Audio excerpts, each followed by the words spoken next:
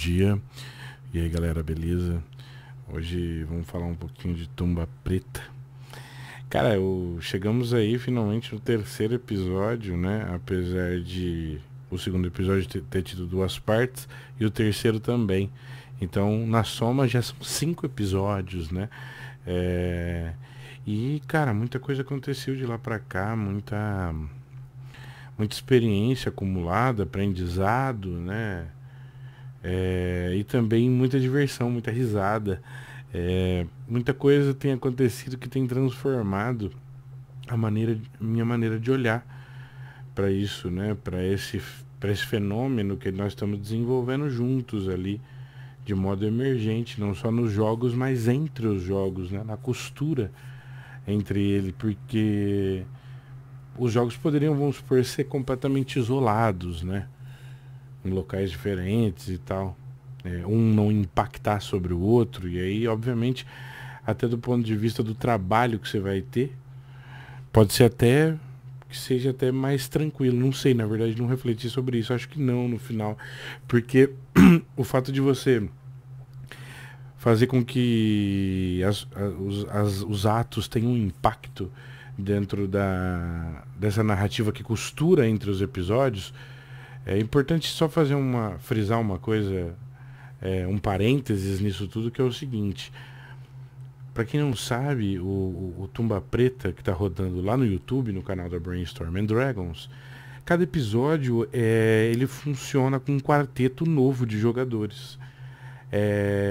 O segundo e o terceiro episódio, como eu disse, eles tiveram duas partes, então lógico, aí sim se repetem. Mas cada um dos episódios se passa em um ponto diferente, né? Desse universo que nós estamos criando meio juntos, assim, né?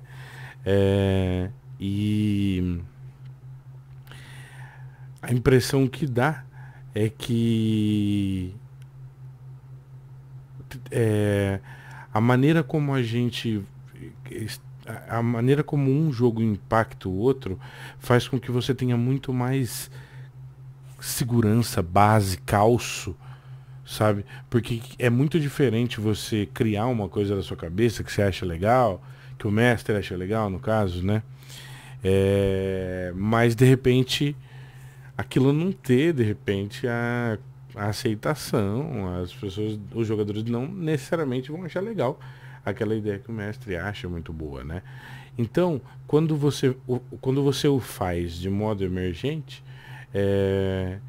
a coisa toda acontece tão espontaneamente entre os jogadores que não tem muito como fugir de se divertir em algo que foi você que fez, que você que criou. Os jogadores, eles gostam muito, isso aí é uma coisa que eu já percebi já faz muito tempo. Eles dá uma sensação boa pro jogador, inclusive o jogador de videogame, o jogador de qualquer tipo de coisa, saber que aquilo que ele fez modificou alguma coisa, a estrutura do mundo. Cara, isso é de um... Isso abre um panorama filosófico muito profundo, né? Porque o Marx está falando isso nos textos em que ele debatia com o Forba, né? Então ele está lá dizendo o seguinte, ele está lá dizendo assim, o homem muda a história. O trabalho é a ferramenta pelo qual o homem lida com um mundo, e quando o homem lida com um mundo, ele muda a história do mundo. Ele pode mudar a história do mundo. Isso é muito grandioso no entendimento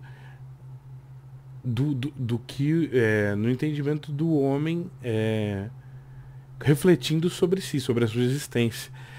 E isso, dentro do mundo do RPG, isso também tem o mesmo impacto. Quando você dá essa possibilidade para o jogador de que aquilo que ele fez no mundo impacte, tenha consequências, se desdobre a partir daquilo que ele escolheu fazer, quando você permite, aliás, quando você se abre completamente para isso e entra dentro dessa brincadeira, você tira muito do peso das responsabilidades que não tinham necessariamente ter de ser do mestre. E aí até fizeram com que isso ficasse desequilibrado de alguma maneira, né? Para bem ou para mal, para qualquer um dos lados que isso se desequilibrasse era problemático. Então, assim, a bem da verdade, o que você vê acontecendo por aí é o seguinte. É, o jogador, quando ele sente que ele impacta o mundo, ele tem uma sensação boa, e essa sensação boa dele tem um pouco a ver com outro movimento que o RPG pode fazer, que é. Os dois estão dentro da imaginação, mas tem aquele momento de prazer da imaginação, do criativo, inclusive do absurdo, do exótico, do irreal, do impossível, mas também aquilo do real, do chão, do possível, daquilo que é cognoscível, daquilo que é permeável do ponto de vista do entendimento, né? É, então, essa é uma reflexão que eu faço nesse sentido. É quando você consegue dar ao jogador a possibilidade dele fazer, das ações dele impactarem um mundo, a resposta desse mundo alegra o jogador no sentido que ele percebe que aquela resposta está adequada para o tipo de atitude e a intensidade da atitude que ele teve. E essas atitudes, além de tudo, por isso que eu falo tipo, né? Justamente porque elas podem ser muito variadas, elas sempre serão atitudes políticas, né? Porque tudo que a gente faz é político, mas é, ela pode ser uma atitude que diz respeito à geopolítica, a interesses, conflitos entre nações, entre locais, entre estados, entre tribos, né? Ela pode ser um interesse mais no sentido de investigativo, né? Ou seja, de adentrar,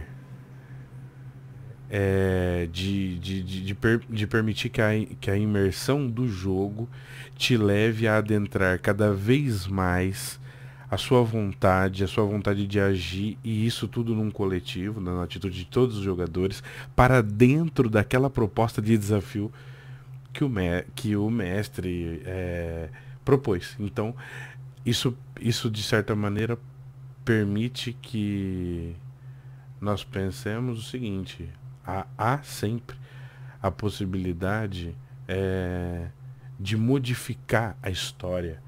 Há sempre a possibilidade de modificar a história do seu mundo, de impactar o seu mundo com um tipo de ação e uma intensidade de ação.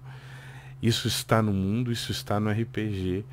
E quando. Então só para voltar um pouquinho, eu estava falando sobre esses dois saltos, né? O salto mais do impossível, do exótico, e aquele prazer também ligado à sensação do conforto de entender algo, que é quando você passa por alguma coisa no RPG que é do seu mundo. Então você fala, não, isso aqui então deve cair, porque é assim, blá, então, né?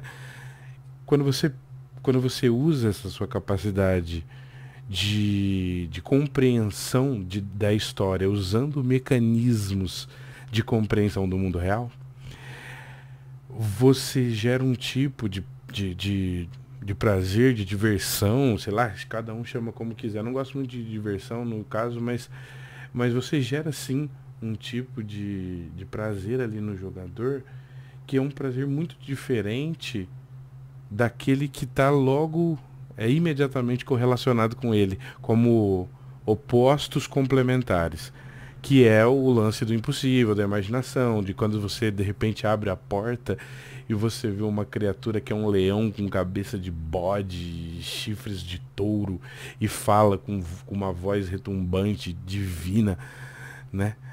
E aí por cima, e ainda por cima ele é bípede. Então, isso do impossível também alegra, também dá prazer, porque é quando você transcende, né? Então, esses dois grandes movimentos, que inclusive estão muito descritos não só na filosofia, mas também no estudo teológico antigo chinês, né? Nas correntes do taoísmo, você tem essa discussão do movimento, né, da necessidade dos dois movimentos. Então, a expansão, aquilo que te projeta para fora, te expande, permite que você entre em contato com outras coisas, e também o processo, e aí a gente pode usar esse termo também, que é um termo legal que a gente já usa no RPG, de imersão, que é quando você, de um ponto de vista introspectivo, se volta a si mesmo, reconhecendo e tendo prazer no entendimento de uma situação, baseado naqueles mecanismos do mundo real.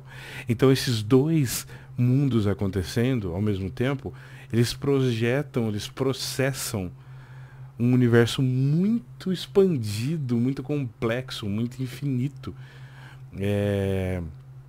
para aquela mesa de jogo de RPG, né?